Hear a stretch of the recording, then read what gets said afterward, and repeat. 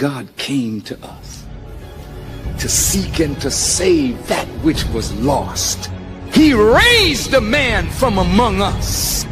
He, the Honorable Elijah Muhammad, laid the foundation. What I'm doing is something that comes from him through me, and the thing that he uses in me to do the work is my faith in him and the word that he taught. To produce men and women who wanted to clean up their life and build an independent nation for the glory of God. Greetings, family. This is your brother Louis Muhammad, and we welcome you back to another broadcast of I Have a Testimony. Today, we have a brother who I admire so much and I greatly appreciate as one of my brothers that I know I can call on to laugh, talk, or even to benefit from his one of his great skills that he has, right? Some of you all have seen the flyer, you know who he is. Some of you all, this will be your first time hearing from him. But I'm happy that I have the opportunity to bring him on as a guest today so we can hear more of his testimony. And let me bring our brother on, none other than Brother Tijuan Muhammad since I've known you, Fort Worth, but are you originally from Fort Worth? Originally born and raised in Fort Worth, yes, sir. Assalamu alaikum salam. I know they say Funky Town and all of that. Oh yeah, Funky Town. They say Funky Town. So, my student minister, he renamed it Soul Town. Soul Town, our student region, yeah, Soul Town. So, but thank you, man, for accepting this invitation to come on and share your testimony. Only for you, Brother Willie. You say only for me? Well, I feel honored, man. But we're going to get straight. I don't do this. I'm usually behind the camera, so that is true. This is new for me. So. But you're gonna do well, and I thank you for granting me that exception to the rule, right? So first, I want to start off. I always start with this question. So can you tell us how you first became aware of the teachings of the Most Honorable Elijah Muhammad and eventually joined the Nation of Islam? Yes, sir. Well, Brother Willie, I am a student of hip hop. So just as many of us, hip hop was my first introduction into Islam. Hearing the great booming voice of Chuck D and Public Enemy, those are the first words that I heard, even the name uttered, Farrakhan. So in researching that name, it took me to the teachings of the Most Honorable Elijah Muhammad and the Honorable Minister Louis Farrakhan and the Nation of Islam. And so it was originally through hip hop. So you heard it through hip hop, and then that made you begin to start reading books. You went to the mosque, what happened? That's a great question. What happened was I was a student in college. I had to write a thesis paper. So again, listening to hip hop, being inquisitive about the nation, there was a brother that I rolled up on the block, and I forever am indebted and grateful to Brother Dane Muhammad. It was him that I rolled up on the block and got my first final call. And doing a thesis paper, I had to do an interview. So Brother Dane was the first person that I actually interviewed or even talked to in the Nation of Islam. So the brother invited me into his home.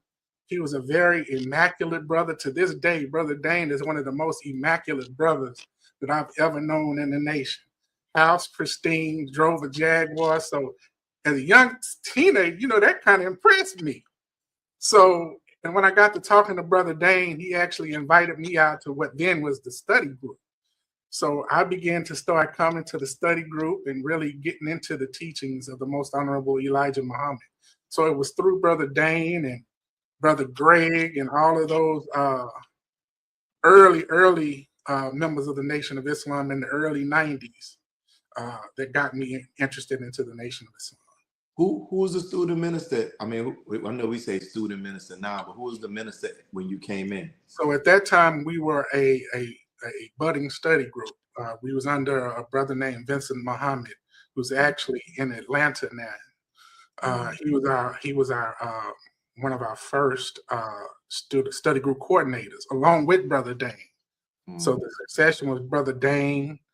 Following Brother Dane was a brother named Delane, who was from Baton Rouge, Louisiana.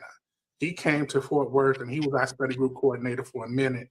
And then when he left, Brother Vince became my study group coordinator. After that, we were actually chartered under Brother Vince as a mosque again. Beautiful. And with that, were there any aspects of the teachings or the way of life that presented a challenge for you in the early days? And if so, what were they, and how did you work through that?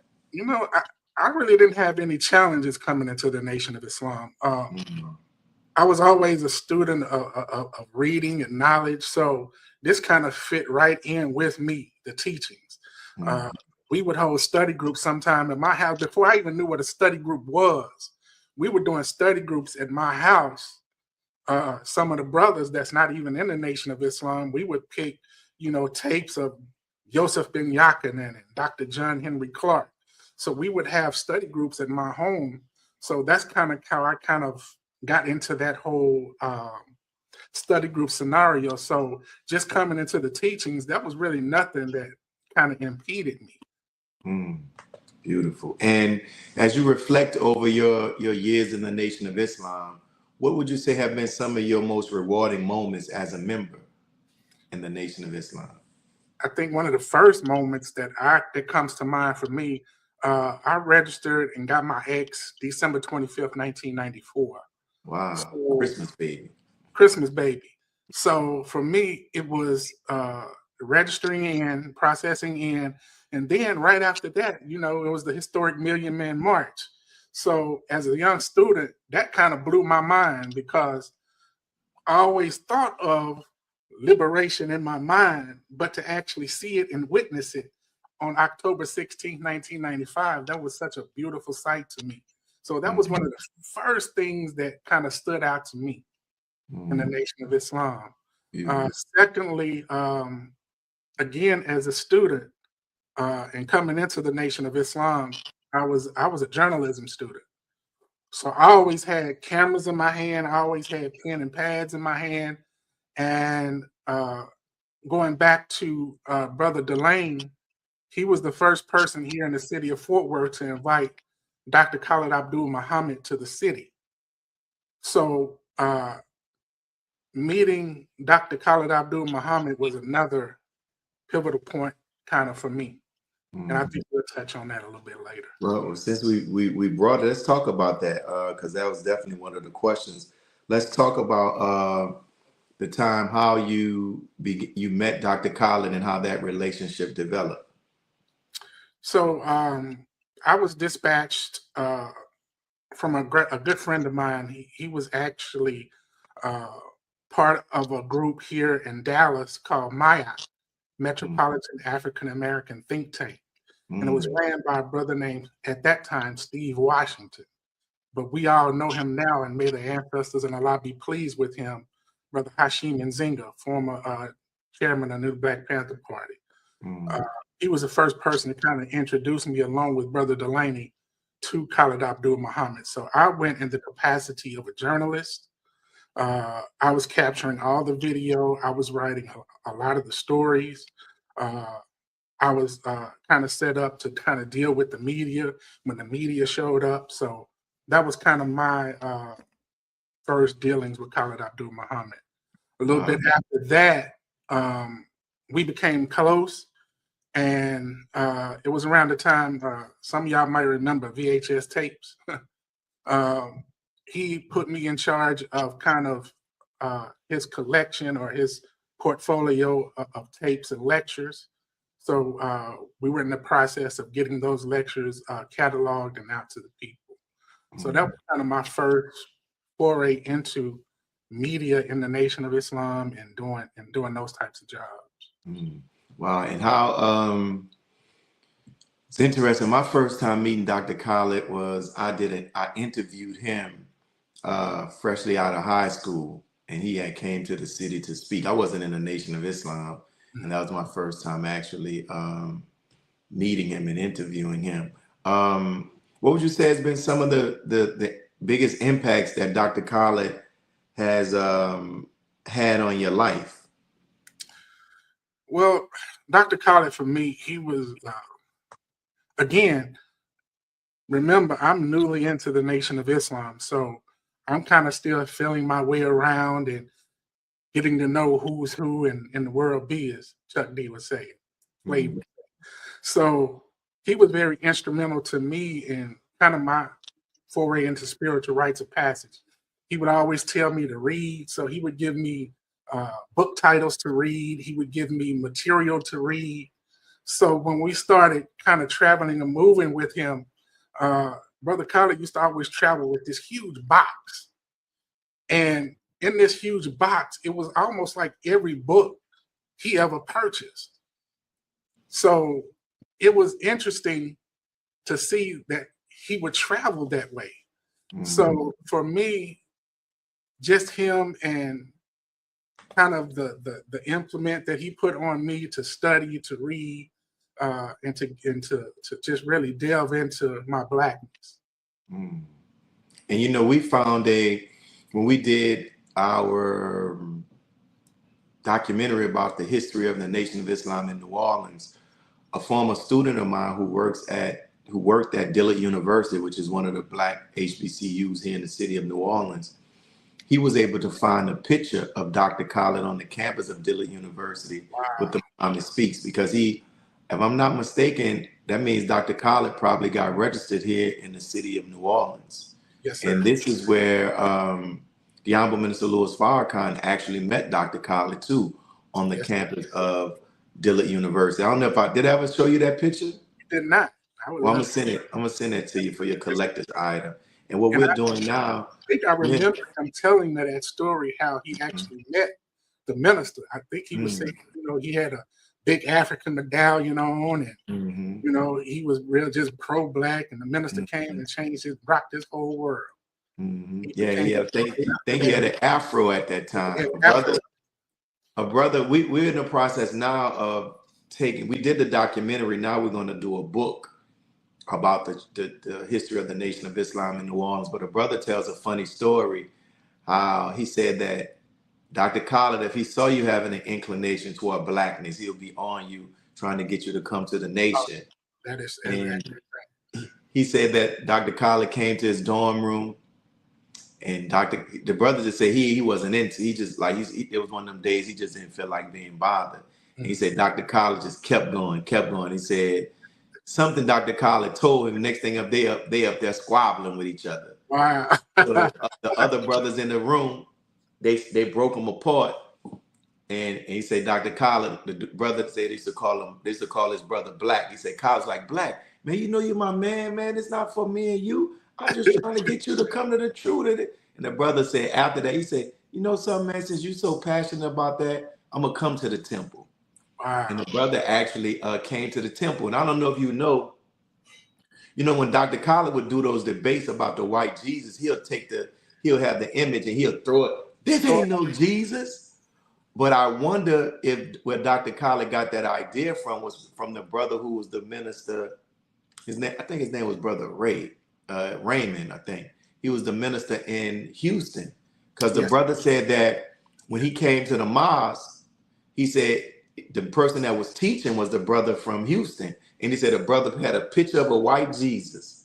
And he said, y'all think that this is Jesus. And he said he threw it down. This ain't no damn Jesus. That's and the brother said while he was sitting in there, he was like, man, I'm not coming back to this place no more. These people then disrespected the picture of the Lord. Right. And when I saw, I was like, I wonder if that's where Khalid got that from. Because Khalid did the great debate here in the city of New Orleans as well. Sir. That was one of the tapes I nursed on early on. The great debate. Again, that was Brother Khalid, and then what that does, it shattered the image in your mind of a white savior and a white Jesus. So that, there was people in our study group at that time back in the day. They would run up out of there when they would watch Brother Khalid. Khalid's a fireball, man, and it's interesting when I can see why the Honorable Minister Louis Farrakhan bestowed that name on him when I study the history of the companion around the Prophet Muhammad, Khalid Abdul bin Walid, I think his name was, the sword of Allah, right? And I see that same fire, that same passion for Islam that we saw in our brother Khalid. And we transitioned to this. I know, we know in the latter portion of our brother's life, he began to take a different direction. And I know that with the love that you had for him and have for him, how was that? How were you able to navigate that, man, to see the brother that had a great impact on your life now going a different direction? And not so much the direction was an issue, but some of the positions he began to start taking toward the minister. During that time, Brother Willie, it was really painful to see. Because really I saw a brother that was just hurt and lashing out. But I even made the mistake one time of asking Brother Khalid, why don't you just do such and such? And that was probably one of the worst cussing outs I ever got in my life. But it taught me how to let two powerful men do what that was on them. That was not my fight. But it did hurt me to the core. And I just had a lot of questions at that time. He would answer some of them.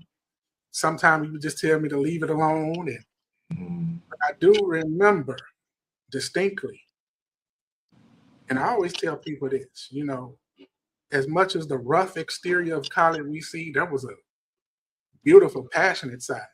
And I actually cried one day talking about the minister and how, he hated the way everything went. But, Allah plan, we plan and Allah plans, and Allah is the best of planners, That was just one of the things that, for me, I wanted to be a member of the Nation of Islam. I wanted to be a soldier in the Nation of Islam. So at that time, I kind of just started doing what I needed to do in the Nation of Islam. And he went his way and I went mine. And I've heard the Honorable Minister Louis Farrakhan publicly and privately talk about the heart of Brother Khalid, and what laid under that in the exterior that we saw, but under that was a person that was a very sensitive individual and a person that loved our people. And we thank Almighty God Allah for the good that our brother has done. Pray that Allah doesn't deprive us out of the good that he's done. And it's interesting hearing your story and knowing the position that you hold in the mosque there in Fort Worth right now. It shows that you were always kind of doing this work, because now you serve as the protocol director in mosque number 52. How did that come about? So I guess 2016, 2017, sister by the name of Sister Tamikwa, she was, I think, our third protocol. But she was had a few health issues. She was wanting to kind of get her health in position and wanted to do some other things within the community. So she asked me, could I step in for her as an interim at first? So, in the Nation of Islam, how that works, 30 days become 90 days, 90, and here we are, 2026, I'm still here. So I was always in the field, doing the work. I was part of the Millions More movement, local organizing committee. So we did a lot of monumental work here in the city of Fort Worth, working with the local organizing committee, the LOC. So doing the work in that kind of gave her the idea of asking me to become student protocol. And how's that experience been? What have you learned as a student protocol?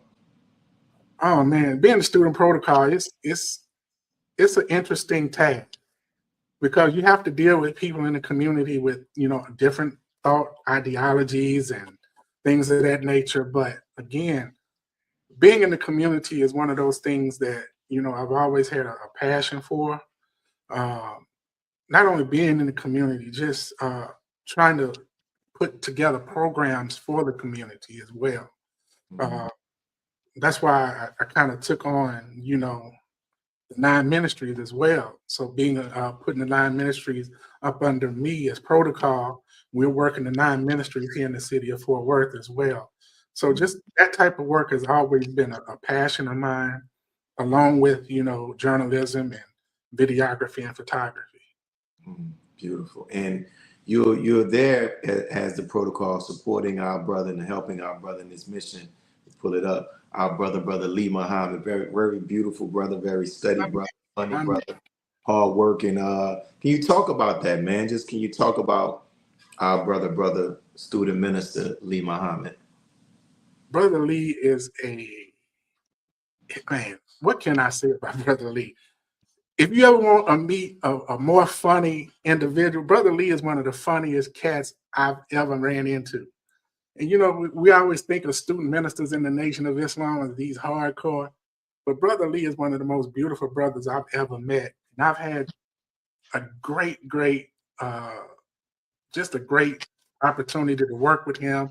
And I really, really appreciate his leadership and his tutelage of his student laborers. He really allows us to work out in whatever field it is we want to do. He just lets us do what it is we need to do. As long as we clear it through him and it's with the mission, he's with it. So he is just one of those beautiful brothers, It's him, it's you, and it's Brother Robert here in the Southwest region. I call y'all the Sons of Thunder. Praise be to Allah. The 3 of you ministers, man, y'all are the most powerful guys I've seen, in our nation. All praises due to Allah. And one of the things that Brother Lee told me I was like, wow, this is pretty bold and courageous. He told me that sometimes I don't know if he still does it, but he did it, where he would just tell you, just come up with a title. Is that true? I was like, man, that's pretty bold. That's pretty bold. How was that experience, man? So I always treated Brother Lee, to me, he was like Reggie Jackson, right? I go back to Reggie Jackson. If you just give him something, he gonna knock it out the park. So it was kind of my task to be like, I'm gonna see if I can kind of throw him a curveball. Like every topic, every lecture that I came up with, it was just knocked out the park. So he was like, keep doing that. It's keeping me on my toes. So yeah, I was, for a while there, I was actually doing his lecture topics. Wow. And then in addition to doing the lecture topics, some of you all may know this is some of the work of our brother. You see some of these flyers, and I'll let him talk about some of the graphic design flyers. Man, another question just came in. I got to ask you this question too. Yes, sir. Some of the graphic design flyers that our brother has made. Talk about how Toothpaste. Name some of the people whose flyer designs and in the nation and graphic design work that you do stuff for, and how you came about actually getting engaged in this particular work. So again, I was a photographer and videographer, and probably about 10 or 12 years ago, the former minister in Dallas, Brother Jeffrey, he gave me a call. He was like, I just got off the phone with Brother Nuri. I'm like, oh, okay, cool. He was like, Brother Nuri needs somebody to do flyers and stuff for him. You might need to call him. So I ended up calling Brother Nuri, and there was a brother named Michael that was actually doing his flyers. I think Brother Michael was about to leave the city. He's in New York now. So me and him kind of started working together, and he was like, Brother Tijuan, you got it. So from that point on, I had started doing flyers and work for Brother Nuri. And from there on, it just kind of skyrocketed. I just started doing flyers for, I do flyers now for student minister Waliullah in San Diego. I do graphic design work for yourself. Yeah. Of course, my city, Muhammad Mosque number 52, and Brother Lee. I do work for the prison reform minister, Brother Abdullah. Wesley. Brother Wesley, Brother Corey, and Brother Andrew and Brother Abdul Salam in Baltimore. So I do a lot of just, in-house work for a lot of student ministers and captains. And Our regional minister. yes, sir. Regional minister as well. Yeah, man. And, can you talk about the importance, especially of those of us in the Nation of Islam, of putting out quality flyers? Because I see some flyers sometimes and I'm like, come on, bro. Well, to me, your flyer is the introduction to not only the Nation of Islam and the Honorable Minister Louis Farrakhan, but it's the introduction to the student minister in your city. So we have to be found being in the best manner when it comes to marketing promotions of not only our local student minister, but our nation as a whole. And I kind of took that to heart, when I first started doing marketing promotions. I just wanted to have a product that I know the minister could be proud of. Could nobody from Chicago call me and be like, hey, take that down? So for me, it was, not only understanding who I was creating for, but having the wherewithal to make sure our nation is seen in a proper light. Beautiful. What advice would you give to student ministers, or just to say with student ministers or mosques or cities, as it relates to how they can go about creating or getting quality flyers made? Call me. Not scared. I mean, listen, there's a lot of them that I recommend. Say, Richard, Yes, put sir. your name Yes, out there, Brother Lawrence's name. Y'all my two. I'm saying, listen, man, they got two brothers. yes, sir. I spend that money, man, to get a quality flyer. It's amazing how much talent we have sitting up in our mosque and study groups. And we have to begin to tap the talent that we have in our cities and in our mosques and our study groups. Just loads of talent. We just got off a call a couple of days ago where National is kind of reaching out to the graphic designers and video production. And it was so many people on that call. So we definitely have the people and the skilled labor in our nation to do it. It's just giving them the leeway to do it and just setting up some parameters for them. I know in the nation now, we really have to have parameters on how we use not only our logo, but the minister's image, the messenger's image. So we have to be very careful in how we do things. Beautiful. And as we transition to another step, I noticed that you started off talking about how you're a big fan of hip hop. We're going to talk some more about that. But you were also a jazz enthusiast, if I can say that right? I know our brother likes jazz, and I came across two of the many. You go down our brother's Facebook timeline, you're going to see the jazz greats that the Thelonious Monks and what's my dude? The Davis. Last name was Davis. Miles Davis. Miles Davis and so many. So talk about, how did your love for jazz music begin?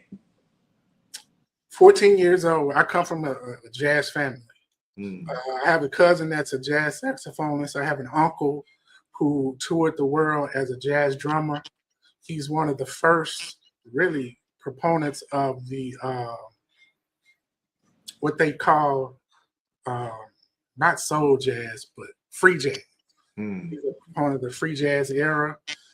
Also, the city that I'm in produced some of the great jazz musicians of our time.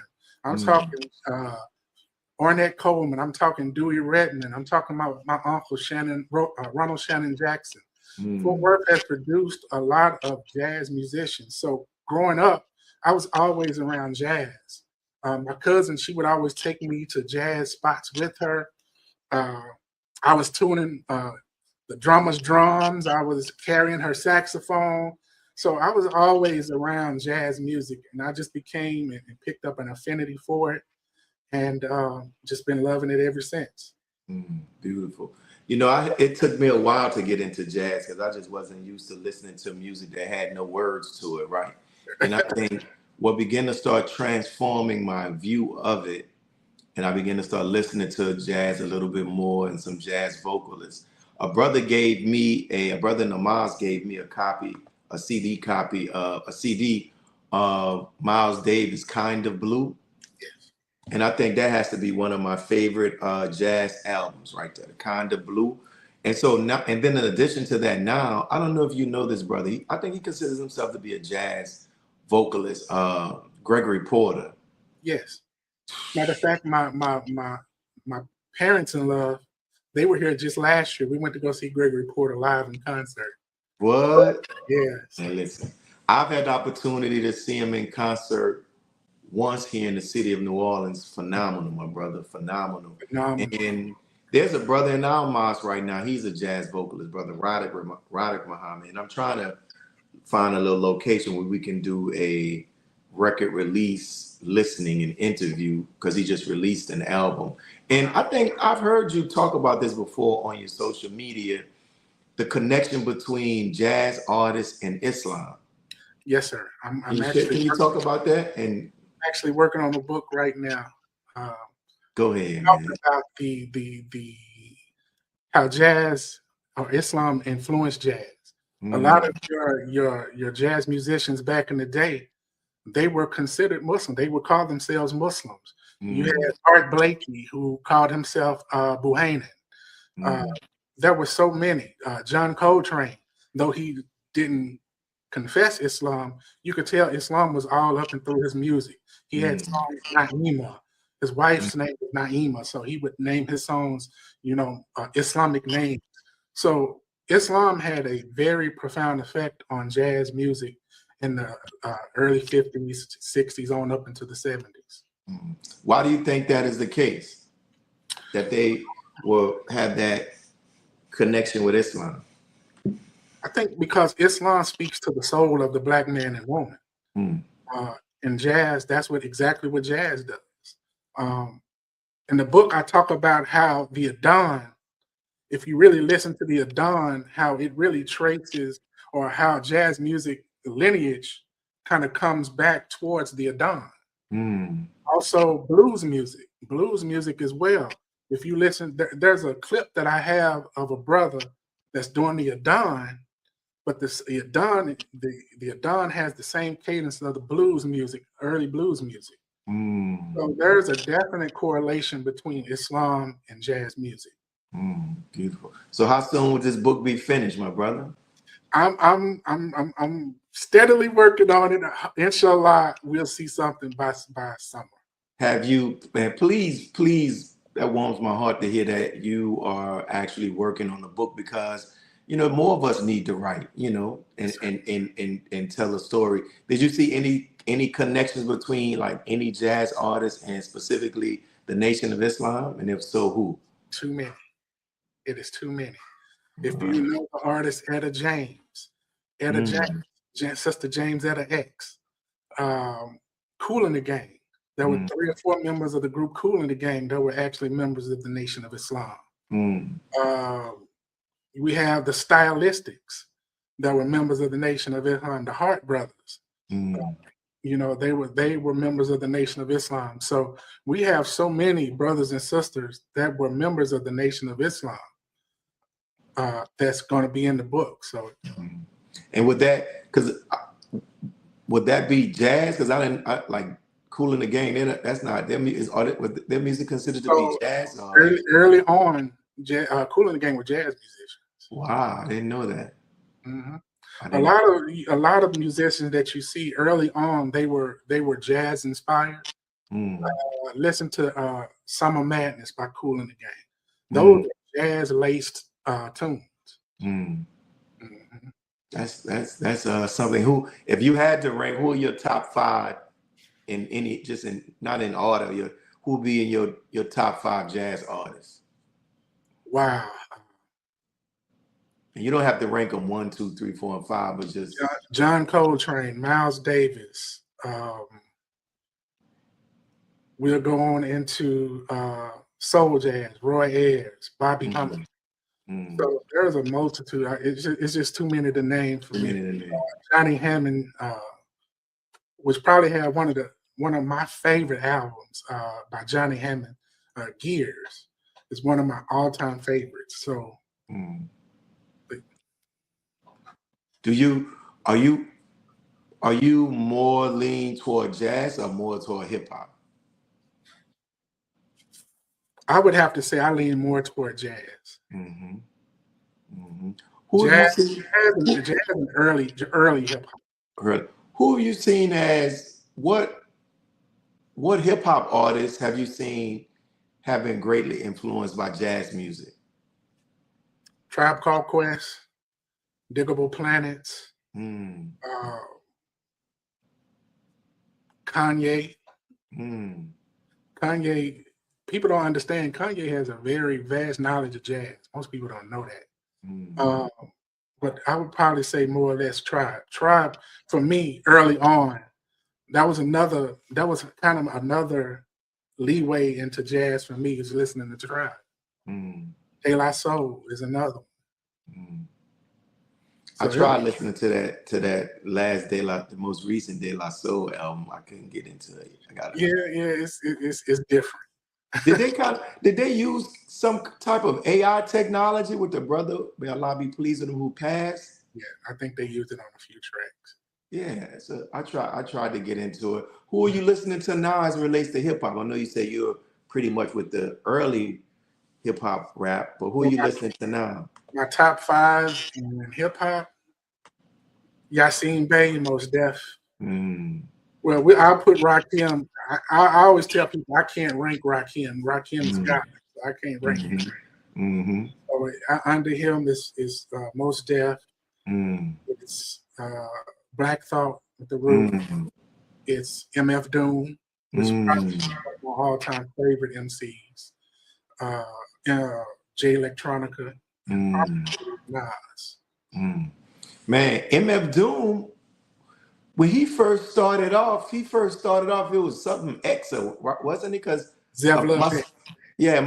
our secretary, he first tried to put me on MF Doom. I was like, nah. Now my daughters, they play 1 or 2 songs. There are 1 or 2 songs I like listening to, but brother has like a cult following, so much so that sometimes he didn't even show up to a concert. He'll just have his brother go on with a mask and just perform, and people still enjoy themselves. They didn't know that wasn't him. That is true. That is true. And he went by the name Zebulon X at first. Yeah. His brother passed away, and he kind of went underground and didn't want to rap anymore, so he put the mask on and became MF Doom.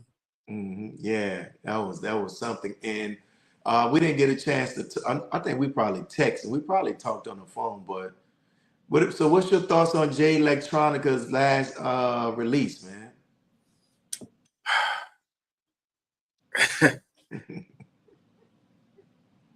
I can't say nothing bad against Jay Electronica. I just can't do it.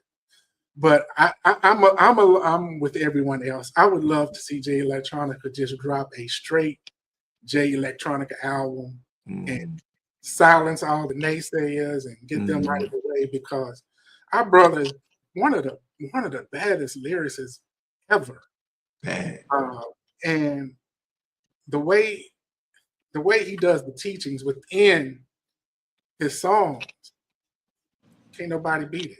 Yeah, when you're marrying the wisdom along with the message, along with the beats and the rhythms, you're not touching Jay Electronica. Yeah, you're not touching him, man. He's the no knock on anybody else, but he's the best to do it, brother, in the way that he does. And one of the things in my personal effort to try to understand him, I've come to this by listening to his music, that brother doesn't see himself as a rap artist.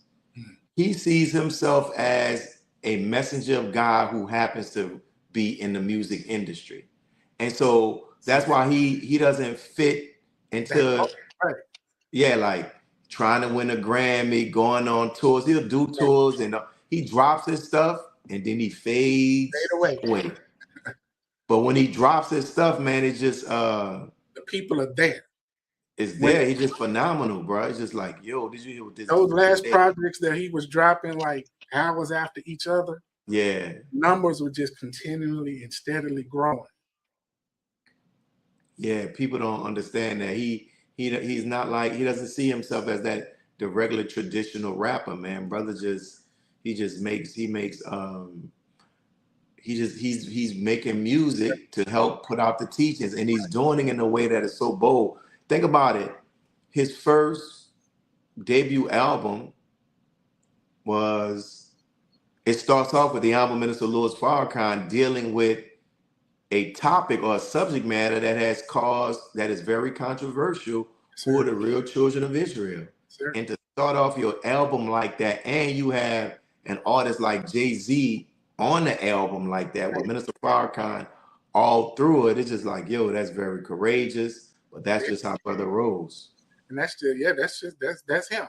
Mm-hmm. That's him, and he's not going to apologize for it. He's going to keep on doing J Electronica, and that's what I love about it. Mm-hmm. Yeah, man, he's doing it, man. And what about any NOI artists that come to mind? I know J Electronic is a Nation of Islam artist too, but any other NOI artists? Oh, what's our brother's name? I think he's in Atlanta. Not Danique, huh? Danique. Yeah, he's from New York, but I guess he's in Atlanta now. Danique, I think he's probably one of our foremost in hip hop in the Nation of Islam right now. Mm-hmm. I like Jack Turner. Mm-hmm. Haveka Mecca. Like Haveka, yep. And another one too, who has to be given his prop, Young Khan Nadan. Oh, definitely, yeah. Young Khan Nadan. Yeah, Young Khan Nadan as well. Who he's put out a bunch of material. I got one for you. You remember back in the day, you remember like one of the first original Nation of Islam hip hop artists? Who? There was a group called Star and Crescent. You remember them? That was Sisters, right? Right. Yeah. I don't recall hearing their music, though. I've seen pictures of them because I think one of our former ministers, he was married to one of the sisters who Star and Crescent. Wow. Yeah, that was, it's interesting that when they look at what's called the golden age of hip hop, that's when most of the most influential hip hop artists during that age were either directly or indirectly tied to Islam. That's right. Correct. Yeah. Islam. There was an article in, I believe it was The Source in the early 90s, on the Nation of Islam's impact on hip hop music. And there were so many artists that they named, it was just unreal. I didn't even know at the time that there were a lot of artists that were, if not members, they were associated with the Nation of Islam. That is true, man. That is true. Well, we're getting to the end of I've asked you all of the questions. And is there anything in closing that you would like to share that you didn't get opportunity to share, with the listening audience, the viewing audience? I think we've covered it all, Brother Willie. I just want to thank you for the opportunity. Again, this is something I don't do. I'm so used to being behind the camera that Brother Lee always say I have to do this more. Won't you go out there, Brother Tijuan? Come on from behind the sycamore tree. But I appreciate it because we got the opportunity to hear your testimony. We got the opportunity to know that there's a member of the Nation of Islam that's working on a book that's talking about Islam and jazz. And people who watch this to let us know that we have things that we like as well. Like we like music, you understand? And from what you shared as it relates to like one of your last conversations with Dr. Khalid, to know, what he went through and what he felt. You know what I'm saying? So this is why this stuff is important, because now we have information or testimony that we can put in our own archives. Yes, sir. Most definitely. And this show is since you started this show, Brother Willie, I always watch the show, and you've had some really, really interesting people that we wouldn't have ever known in the Nation of Islam. Working with you on this show at one particular time. It was just good to see, people that we look at in the Nation of Islam, but we may not know. We see them in passing, or we see them at Savior's Day, but it's good to get the opportunity to actually sit down and hear their story. So Yeah. this is one of the And best. I record this show once a week, and there's sometimes I take a break because I have to be moved by the spirit to want to interview certain people. Like people who you see me interview, brother, the same way I do my lectures, I got to get a certain energy or vibe. So when you see me interviewing people, it's because something in my spirit said interview them. And that was the same thing as it relates to you. Something said, man, interview Brother Tijuan. So that's why I actually did it. And we get the opportunity, man, to see hear the stories that we have, and we're documenting our history. Let me ask you this other: have you ever had any personal interaction with the Honorable Minister Louis Farrakhan? I have, but I haven't. Yeah, well, tell me the have and the haven't. There was one particular time, I think it was 1995. It was actually my first Savior's Day. Mm-hmm. I had my camera, and I had broken away from the brothers. I just wanted to go shoot video around Mosque Mariam, right? Mm-hmm. And as I'm shooting, I turn around, and as I turn around, the Honorable Minister Louis Farrakhan is coming right down the stairs, right in front of Mosque Mariam. And I'm like, this can't be happening. And I'm fumbling because I had stopped recording. So I'm trying to hit record and trying to get out the way and trying to hit record. So as I hit record, I say, Assalamu alaikum, Brother Minister. He says, Wa alaikum salam, sir. And then they just gone. So that was like my first ever interaction with the minister. Were you able to catch it on video? I got just a little bit of snippet of it on the video. I actually hit the button just in time. So as he says, Wa alaikum salam, sir, I catch him as they walking by. You still got the video? I still have it somewhere. Oh, man. You say somewhere. Somewhere. Oh, man, you got to find that. We got to find that, man. Well, that's beautiful for sharing, man. And thank you for your service. I know your in-laws in love, I forgot how you said, they live right not too far from New Orleans. So whenever you all come to see them, man, you got to come down because New Orleans is a jazz city, man. So we can go check out some of that live jazz music. I've been wanting to get down for the jazz festivals. Oh, brother. So yeah, that's on my bucket list to do. Definitely, man. Well, thank you, brother. We gotta kick it.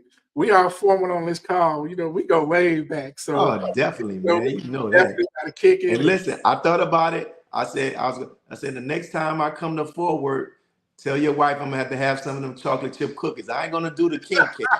I don't want to get caught up in that doing that bread. But telling them cookies that she doing in that king cake, and y'all be throwing down in that house. Like I said, give me a little room. Most definitely. Like somebody had to get some of that cuisine and the bacon and pastries that y'all. Your room is right here with me, brother. Praise be to Allah. Yes, thank you, my brother, and may Allah continue to bless you, man. You as well, and give your wife the greetings for me, and tell her Assalamu alaikum, and we look forward to seeing her again as well. Yes, she had such a beautiful spirit when she came, so we just had fun when she came last time. Praise be to. Give your family the greetings and give everybody the greetings there in Fort Worth. Yes, sir, I will do. All right, peace, my brother. Yes, sir. Assalamu alaikum. So you all heard the testimony of our brother Tijuan right there in the city of Fort Worth, Texas. Great brother, as we have many great believers in our city. So listen, as we get ready to close, for those who are still watching, if you have anybody that you think that should be a great guest, put it in the comments, all right? If we got the link, put the link there so we can actually reach out to them and see. Also, for $1, you can get your own the testimony reflection guide. Just $1. I know you have that. $1. Go ahead and get it. And if you want to take advantage of any of the advertising opportunities that we have with I Have a Testimony, please feel free to do so. Send us that information. And we thank you all for tuning in. This is your brother Louis Muhammad. Stay tuned for our next guest. Peace. God came to us to seek and to save that which was lost. He raised a man from among us. He, the Honorable Elijah Muhammad, laid the foundation. What I'm doing is something that comes from him through me, and the thing that he uses in me to do the work is my faith in him and the word that he taught. To produce men and women who wanted to clean up their life and build an independent nation for the glory